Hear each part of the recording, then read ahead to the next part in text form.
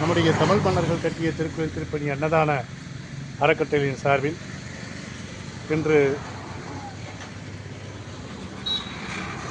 தென்காசி மாவட்டத்தில் செங்கோட்டை ஒன்றியத்துக்குட்பட்ட சுப்பிரமணியாபுரம் சாலையில் தென்காசியை ஆண்ட காசி வடகாசி தென்கோடியில் தென்காசி ஆண்ட மாமன்னர் பராக்கிரமபாண்டியனுடைய படைத்தளபதியாக இருந்த மாமன்னர் சின்னானந்தத்தேவன் அவர்கள் அவருடைய 5 சகோதரர்கள் இப்பகுதியில் மிகப்பெரிய ஆட்சியை செய்திருக்கிறார்கள். ஆகவே மாமன்னர் சின்னானந்தத்தேவன் அவர்கள் அவருடைய மனைவி சிவகாமி அம்பாளும் இவ்விடத்தில் தெய்வமாக இன்று நமக்கெல்லாம் அருள்பாலித்துக் கொண்டிருக்கிறார்கள். இவர்கள் வடகரை ஆதிக்கம் தொக்கம்பட்டி மன்னர்களாக குறுநில மன்னர்களாக நீண்ட காலம் ஆட்சி செய்தவர்கள்.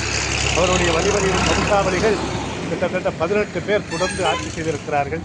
அந்த வகையில் கடைசியாக ஆட்சி செய்த வெள்ளையத்தவன், வலங்கப்புலி வெள்ளையத்தவன், கர்நாட வலங்கப்புலித்தவன் ஆக இவர்களுடைய ஆட்சி காலமாகும்.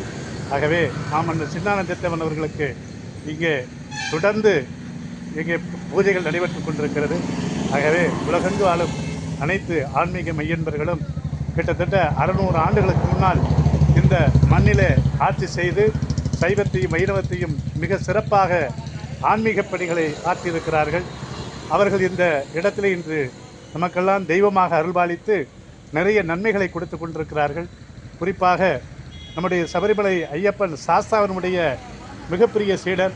ஆகவே சாஸ்தா வழிபாட்டில் பைரவருடைய வழிபாட்டில் இந்த புண்ணிய பூமியை மிகப்பெரிய அளவில் ஆட்சியும் ஆற்றலையும் கொடுக்கக்கூடிய மன்னர்கள்.